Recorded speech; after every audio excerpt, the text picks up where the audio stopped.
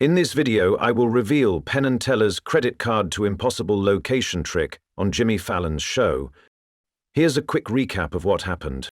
Penn & Teller begin their trick by celebrating their 50th anniversary with a surprise for Jimmy Fallon, a merch table.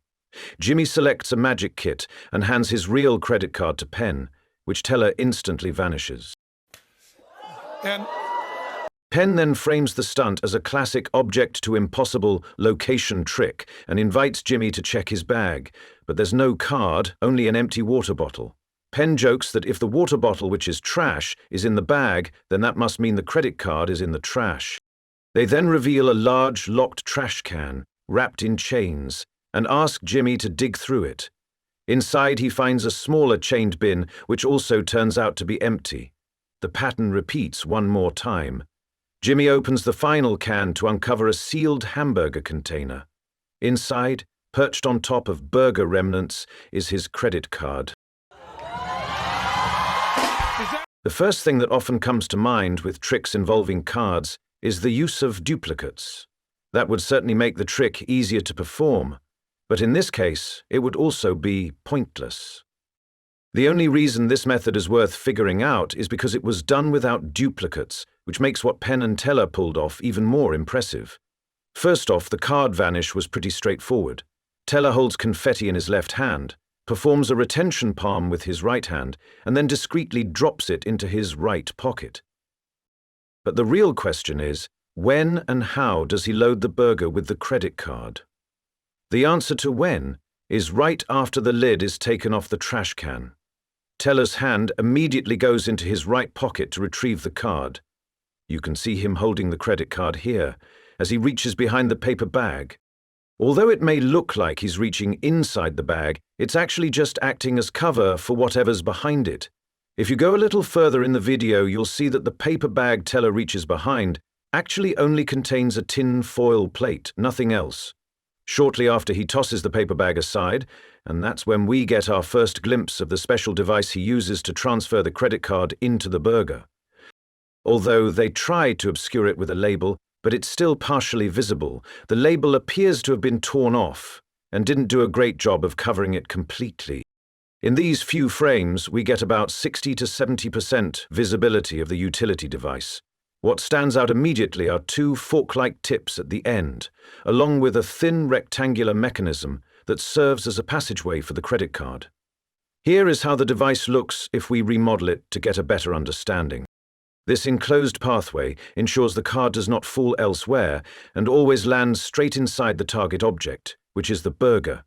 These two forks actually act as a gap holder. They keep a space in the burger so the card can just slide straight into it after going through the passageway.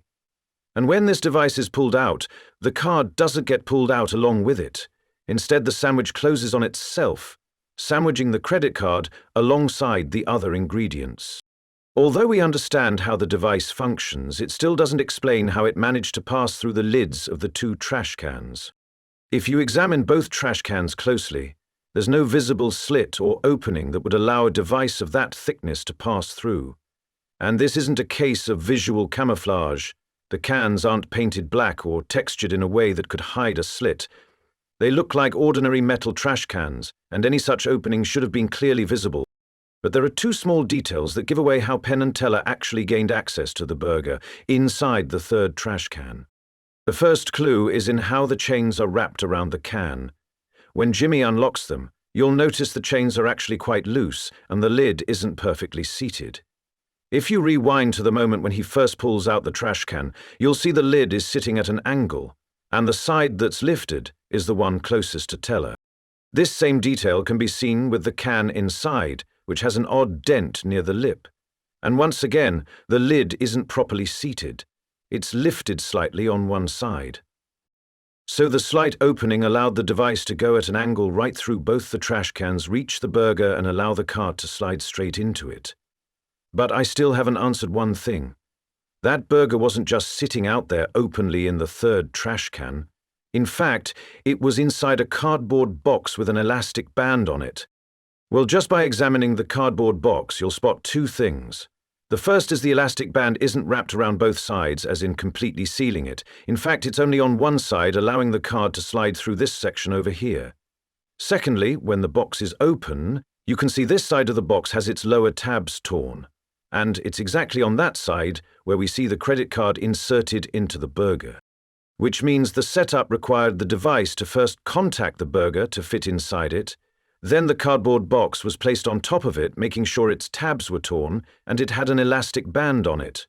So in a way, the elastic band actually helps make sure the burger remained closed. After that, the first trash can lid was placed at an angle wrapped up with chains, then placed inside the second trash can, which also had its lid placed at an angle and wrapped in chains. And finally, the device stuck out like this, hidden inside the large main trash can.